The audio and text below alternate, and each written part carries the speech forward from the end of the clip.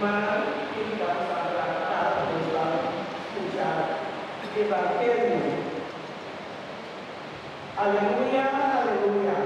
Mire pan vivo abajo del cielo, Señor avisa, si viene come el pan aquí, lo vivirá eternamente. Aleluya.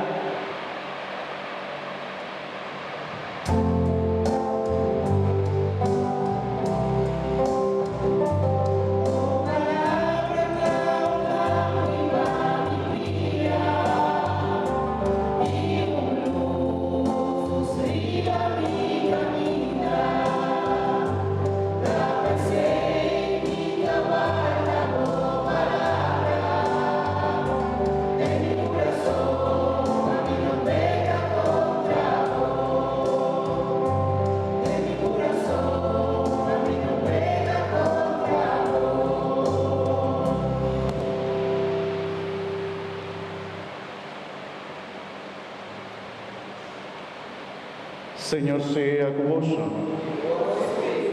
Proclamación del Evangelio de Jesucristo según San Marcos.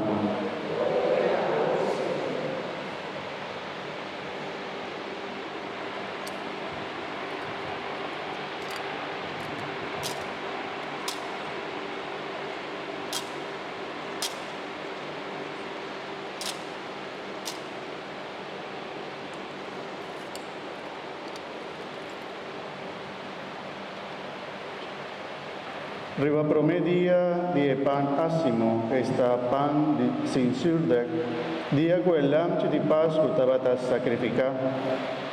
Jesús su discípulo nan apuntre, unda boqueva nos vai preparar pavo come e cena di Pascu. Jesús manda 2 discípulos vai e ordena andrem da ciudad, allá vos lo topa un hombre que carga un porón con agua, sigue. Pisadonho de ecas camina edrenta, maestro tapuntra, unda sala, camina mi portene comimento di Pascua con mi discípulo anta. E donho de cas lo mostra vos un sala grande arriba, muebla e clave para cava. E vos me está preparar e cena para nós. E discípulo a sala vai adrenta e ciudad camina nana aña turcos manera Jesús a contanan.